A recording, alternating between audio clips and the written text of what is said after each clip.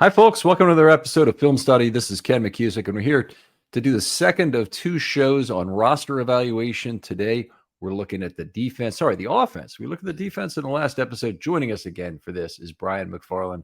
You know him as at Ravens Salary Cap on Twitter and one of the good friends of the show. Brian, how you doing?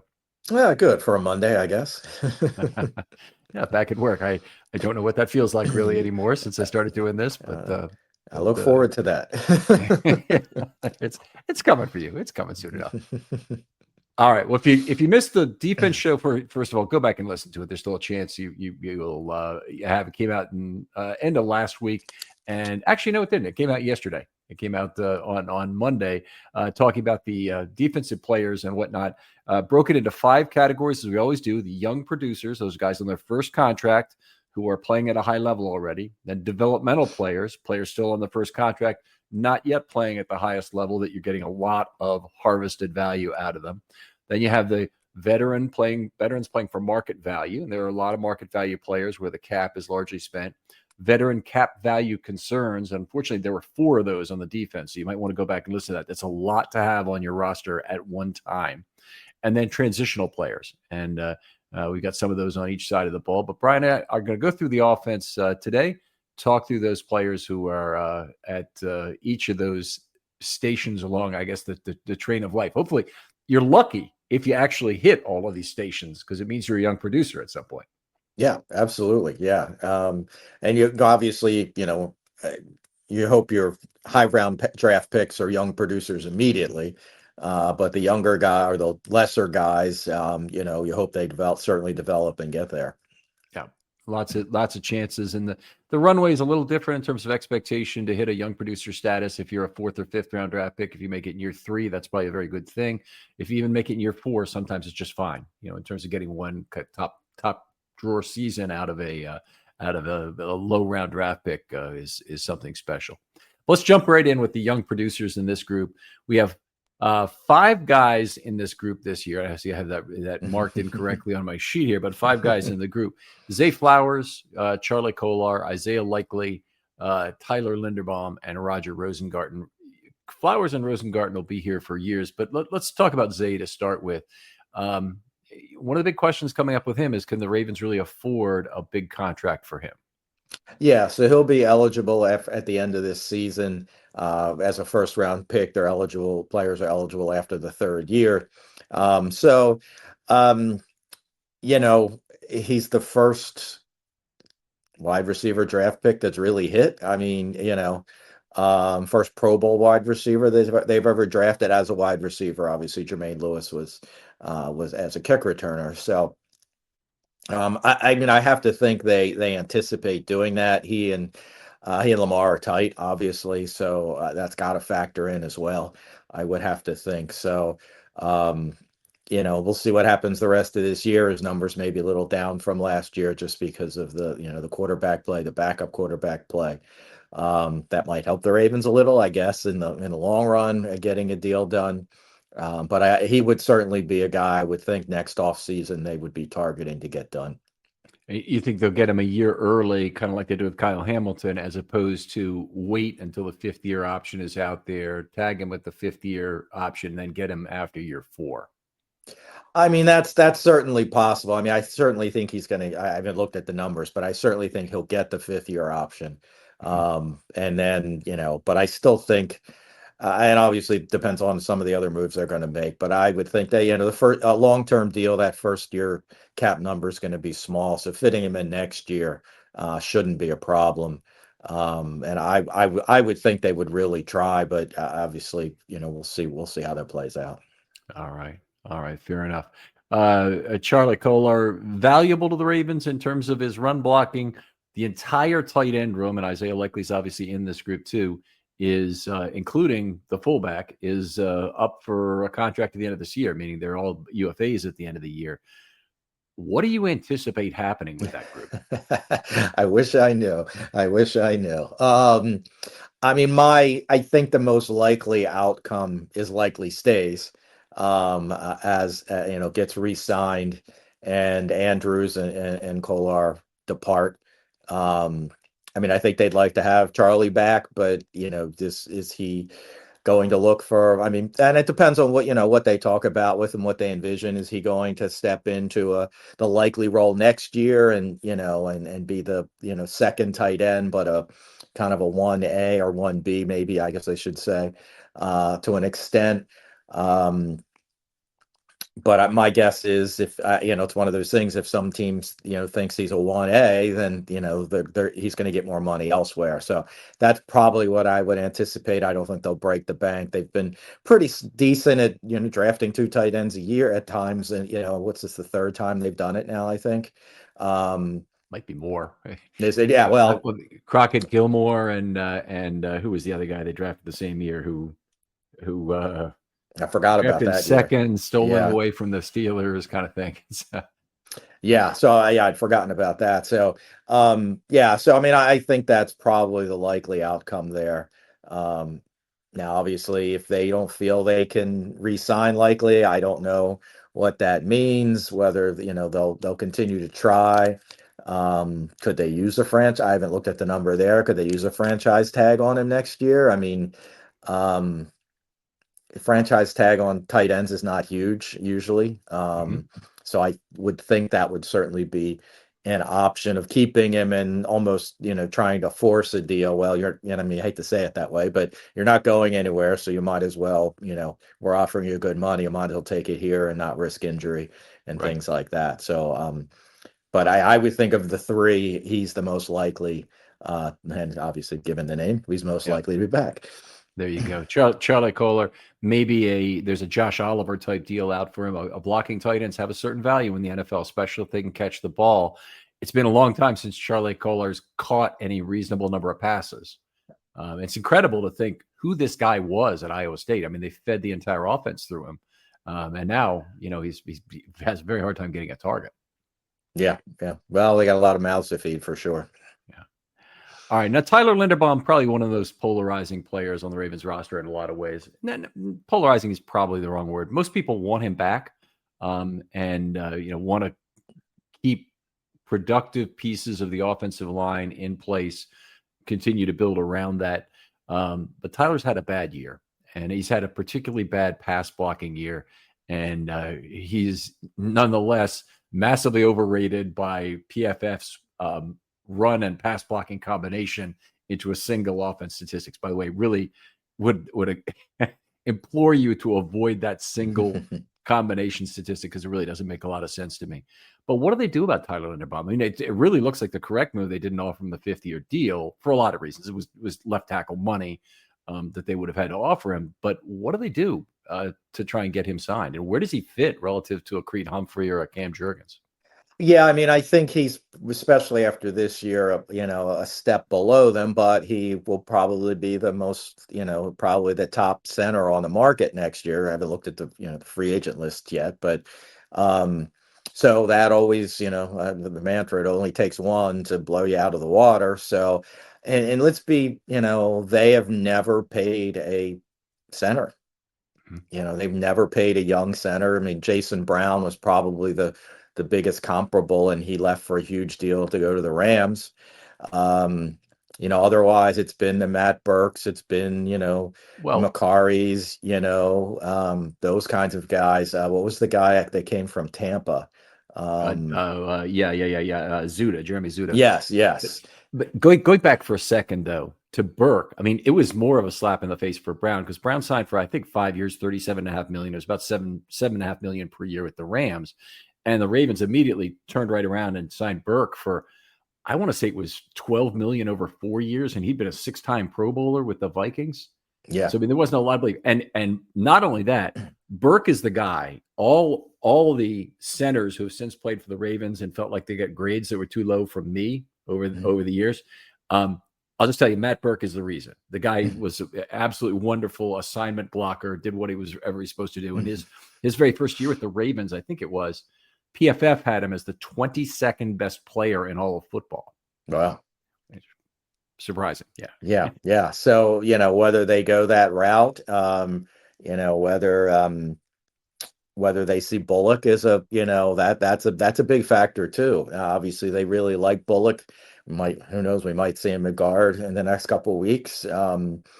But I mean, that's certainly, if they, that's a place where, do you really want to spend 20 million, 16, 17, 18, 19, 20 million on a center? Now, obviously, they've got guard problems already, so you're going to have you'd have three spots you need to look at, all three interior spots in the off season. But I mean, I think he's a 50-50 to be back, and that might be generous. Okay. And it does kind of scream out in the second half that they would try and figure out who they have in Bullock and whether or not he's a player that they could fit into that spot. That was one of the reasons I was really kind of sad that they weren't able to find a spot for Dellinger on the roster, carry 10. That I thought that made a lot more sense than carrying, an extra running back or whatever. I mean, you just have a lot more value with an additional offensive lineman and the depth you possibly get from that. But not only they told him no, and then he told them no. Right. And then went to Cleveland rather than join the Ravens. Is he still on the practice squad there? Is he? Do you ever get elevated? I don't know. I've not noticed, but maybe look it up while second. I want to introduce the next player here. Sure. But Roger Rosengarten is next, and Rosengarten is an interesting player because I think he's basically been about as good as he was last year. He's taken a step back in terms of his grade as far as I see it, but he's also got less help. And they're really trying to make him play more alone on the right side, and that's been difficult for him. He's got Falele on one side. I know a lot of people think that's a big downer. I don't really believe so. I mean, in the pass blocking game in particular is where Falele is at his best. And Rosengarten, to me, has played reasonably well. But on the other hand, I don't feel like Rosengarten is a player that is imminently moving to left tackle. And so they have Stanley signed for 2 more years.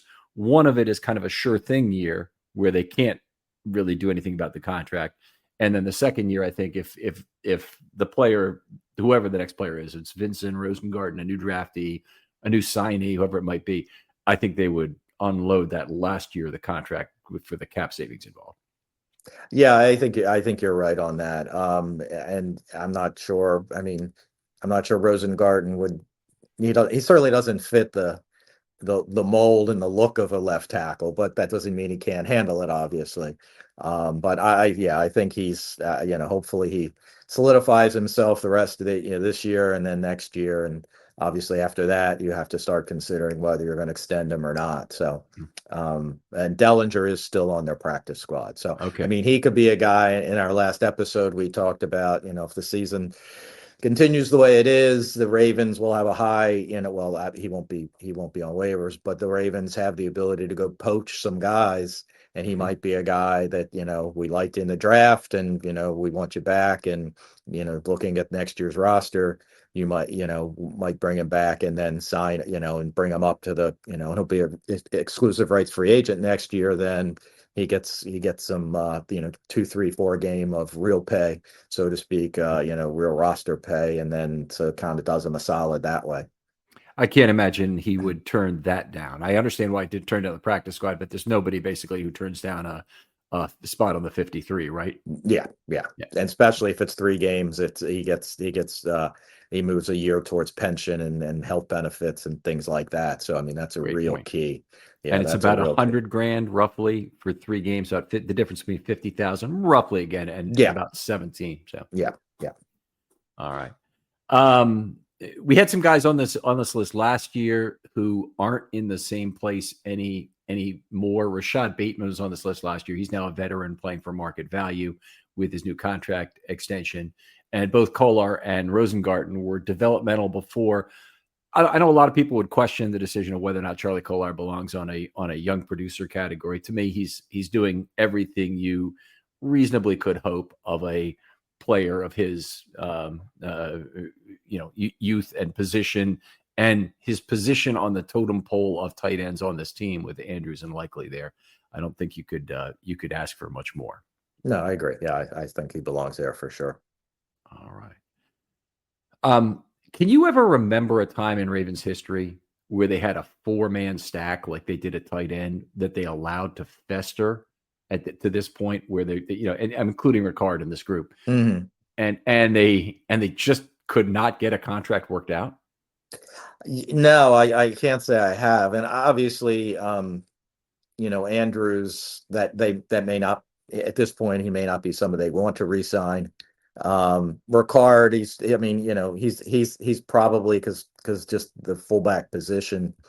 This is the first time he's played on a 1-year deal. Most his prior 2 deals were multi-year deals. So I'm not surprised there. I am surprised that they haven't gotten Likely done. I mean, I think that was one I thought was pretty reasonable to get done. Obviously, don't know what the negotiations are, what's been offered, what the demand is.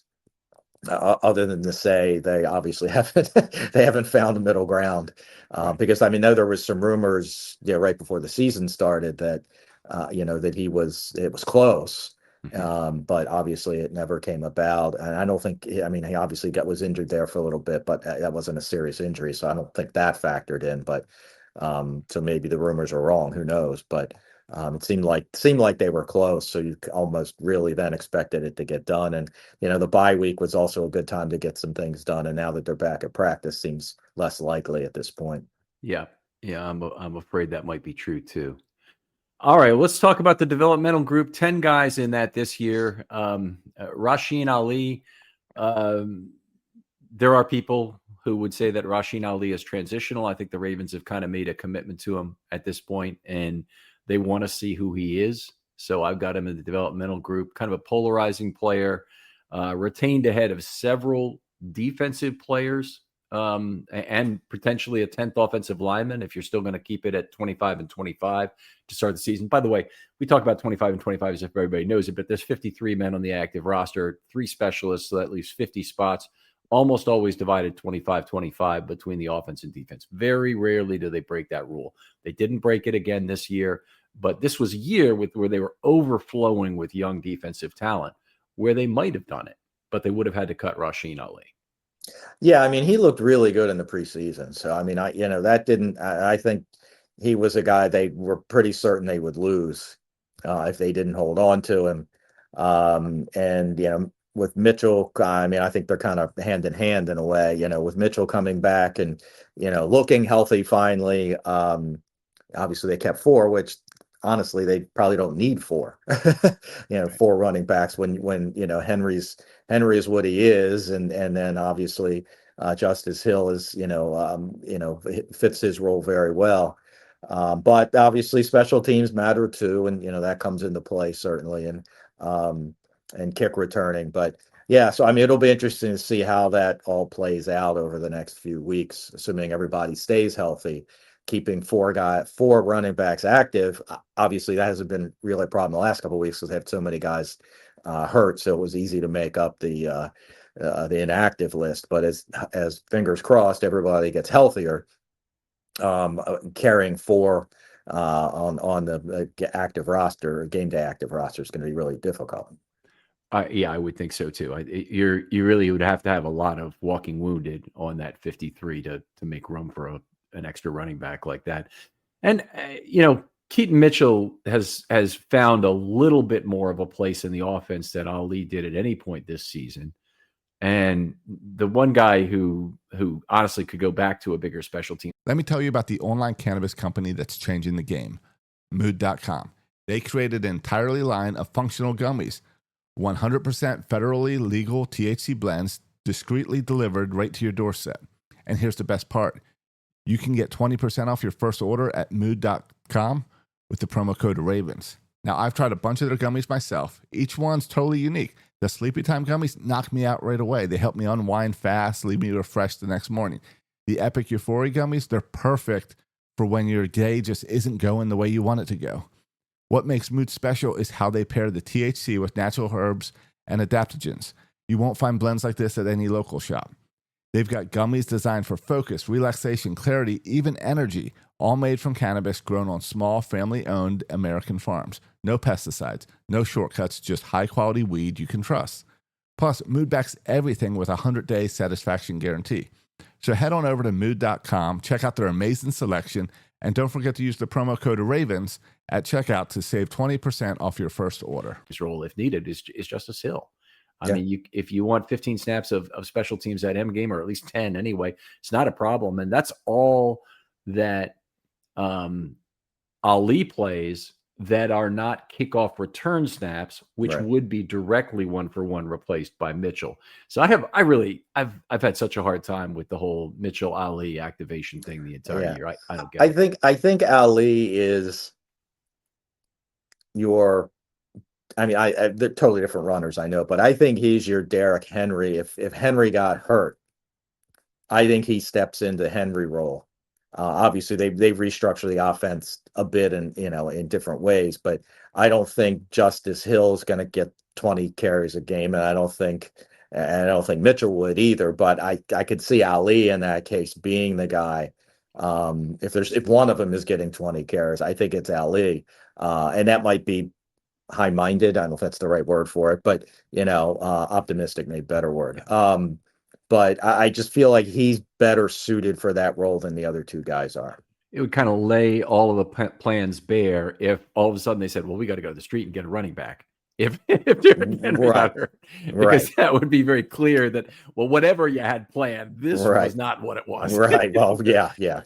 That's kind of what, as we talked through the defense, what happened with David Ajabo is, they had Ajabo first of all on the roster, and you couldn't say anything bad about him all summer, and Harbaugh kind of lambasted the press on one occasion for talking bad about him or writing bad about him.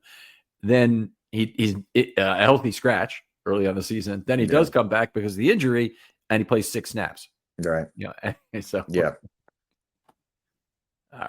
All right, let's go on. Corey Bullock. Now, he's a player, obviously, we talked about earlier, but a player that the Ravens really need to figure out who they have here, probably in advance of 2026, when a decision will have to be made about can they replace Linderbaum and how they have to do it.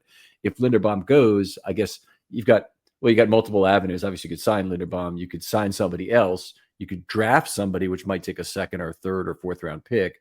Hopefully not a first again after what happened with Linderbaum and the realized loss in the frictions, or you give the job to Bullock if you think you've got the right guy. Yeah, I mean, I think it would behoove them. Obviously, probably a guard. I mean, they're probably not going to play him at center unless Linderbaum gets hurt. But certainly, seeing what he looks like at guard, I mean, at this point, you got to try something there. And I guess it could be worse than what it can be worse than what we've been seeing. But at this point, or maybe not at this point, but eventually, I think that's got to. I think you've got to take a look at that kind of stuff.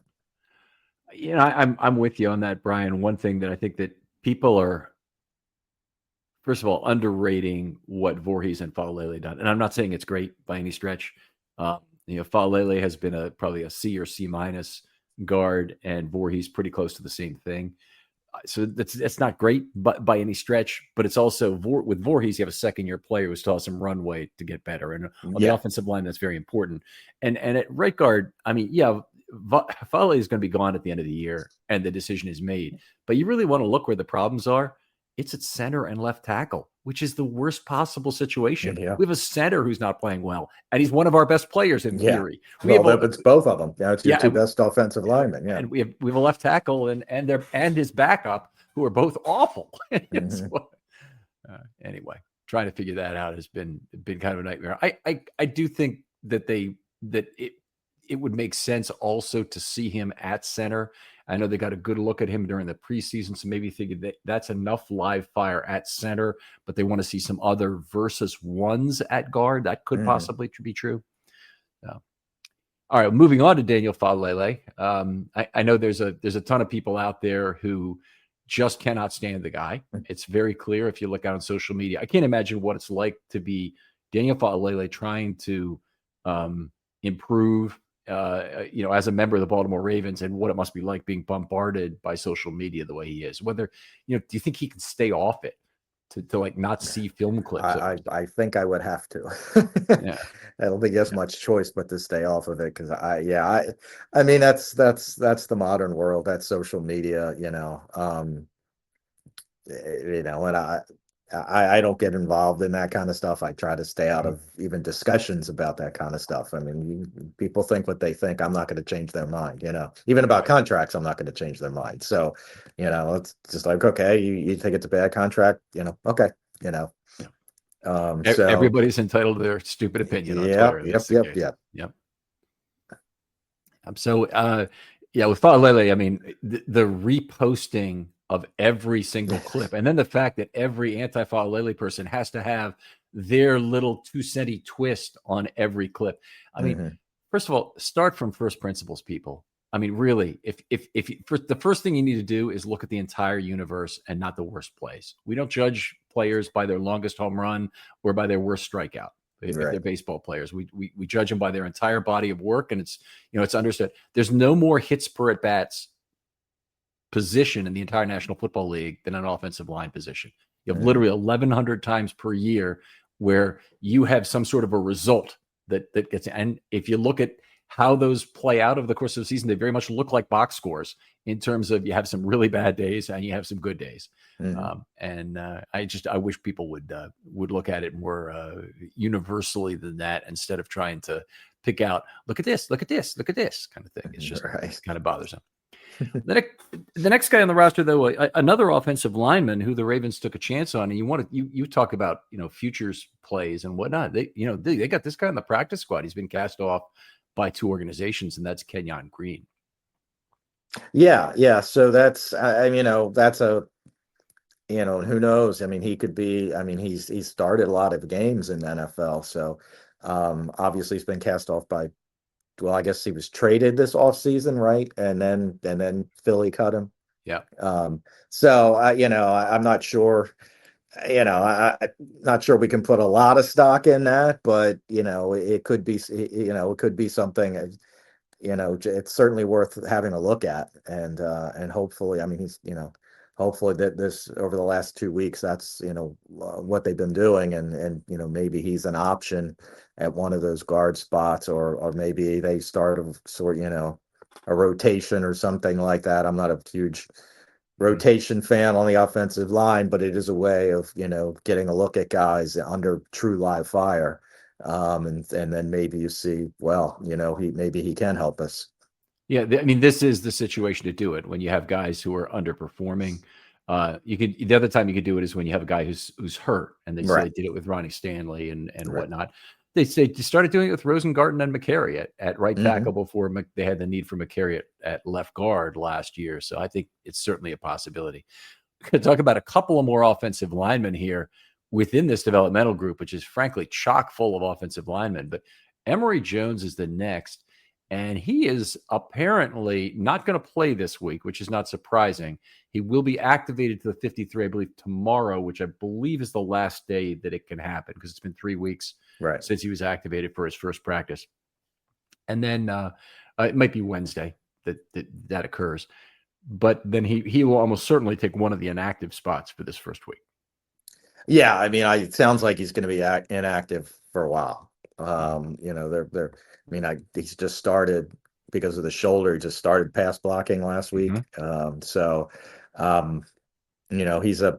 probably a second half of the year kind of guy, and hopefully he'll be in good enough shape by then to be able to maybe step into one of those guard spots, or he could be a swing tackle. So it might be if Stanley's ankle is still not up to snuff, that maybe you could see him at left tackle.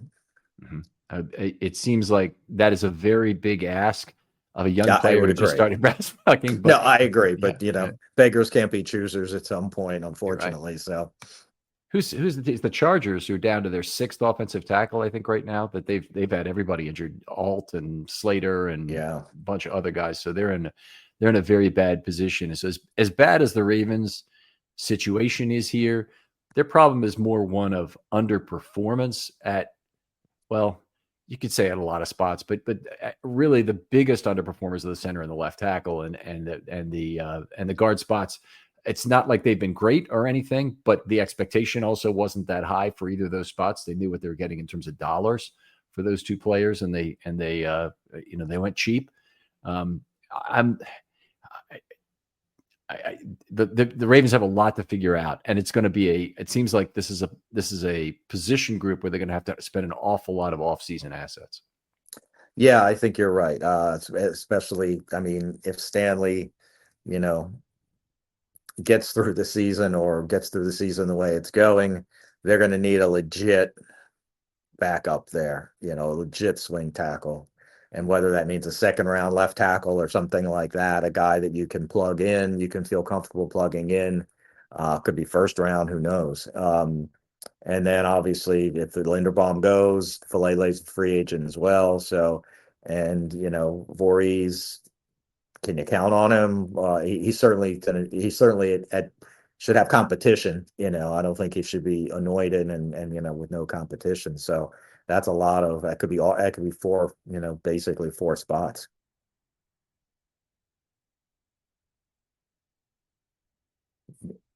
When you're at that spot, I think you may be that Voorhees actually is more or less anointed to be a starter somewhere. He could be at right guard, could be at left guard, but I mean, the guy's got 2 years of runway left. He's 3 of the last 4 games he's actually played very well. One he didn't.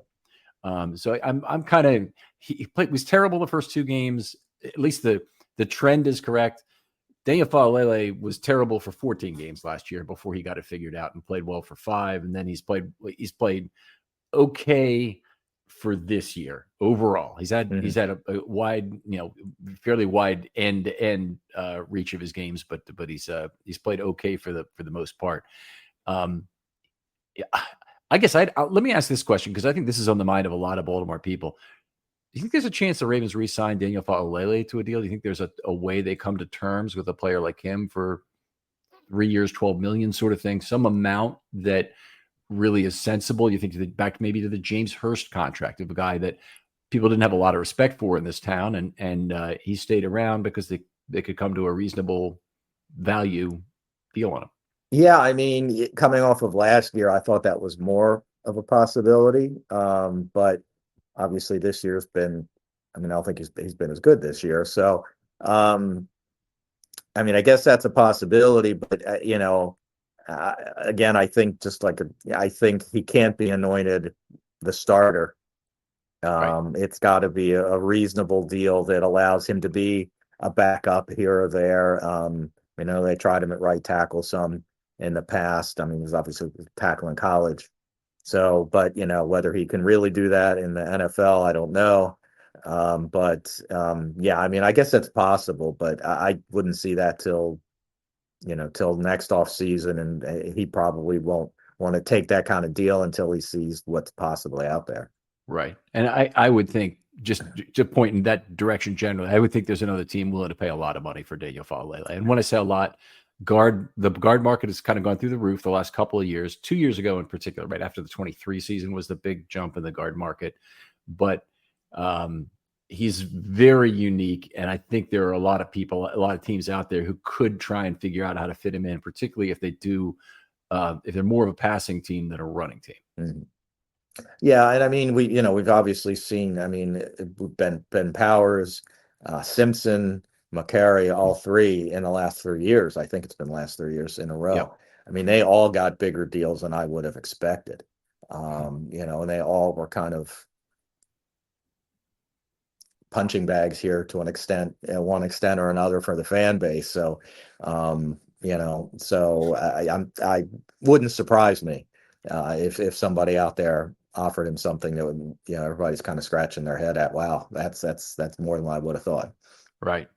You know what? All it really takes is a couple of people who are film guys in the market, or even not in the market. I mean, it could be if Brian Baldinger hits on Falele, which he usually only does positive, reviews of players. But all it takes is a couple guys who just all they want to post is negative clips about a guy, and then you get this group think that starts. That's frankly very dangerous. There's been some national people who picked it up too. Actually, some of the national reporters. Or national film study people. So, so unfortunately I think that's really, I mean, that's really put it out there, because other fans of other teams that wouldn't even be paying attention, but they see him falling down and or spinning around and looking around like, where'd everybody go? And that just those kind of clips will never disappear. Yeah. Well, I'm sure he doesn't want to show his grandkids those clips, but no. Anyway, I'll tell you what, Brian, we're going to take a break now and come back for part 2 of the show. We'll discuss one of the most polarizing players on the team, Keaton Mitchell. When we do, one of the Ravens, I think, still key developmental players. But tell folks where they can talk football with you online if they'd like to. Sure. So my articles, kind of slow time of the year, but articles are on Russell Street Report. And obviously, if there's a re-signing or the trade deadline, things like that, with acquiring somebody or trading somebody, what the cap implications of those will be, articles will be there. And then on X/Twitter, as soon as the numbers are out, when it's a signing or something like that, that's where I try to get as much information as I can figure out from or decipher from the agents hand a lot of these national media guys some information, and it's usually spotty, and I got to kind of read through it and figure out, try to make sense of it, because they're throwing numbers out there that aren't necessarily what the deal really looks like. But so that's kind of where you find me. And like I said, anytime something big contract or acquisition wise goes, that's where to look. I wanted to ask you about that part of your work specifically anyway, so I'm glad you bring me up and kind of reminded me of this. But I know you talked about like kind of putting the pieces together as you see certain elements of the contract. So do you like see Pelissero or something will report the contract one way, and then Rappaport will say something else that gives you one little other tidbit of news that's different about that? Are you able to put that together and say, well, this means the structure had to be more like this than like this kind of thing?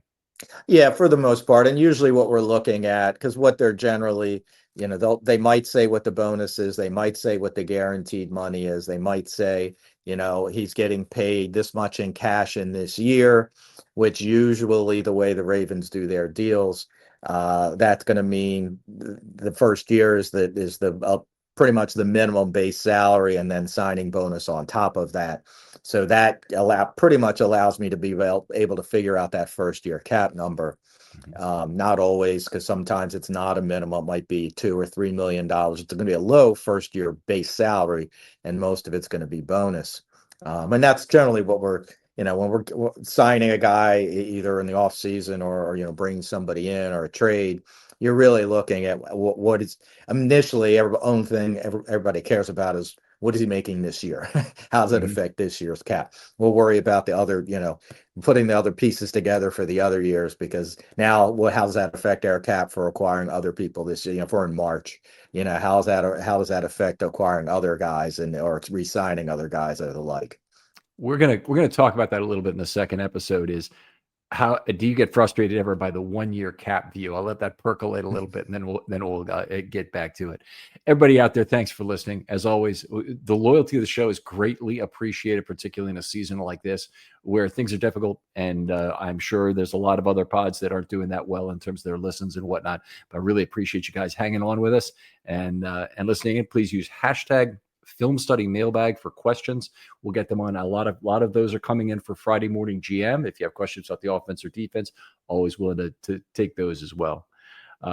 Brian, thanks for coming on again. Absolutely. Anytime. And we'll talk to you next time on Film Study.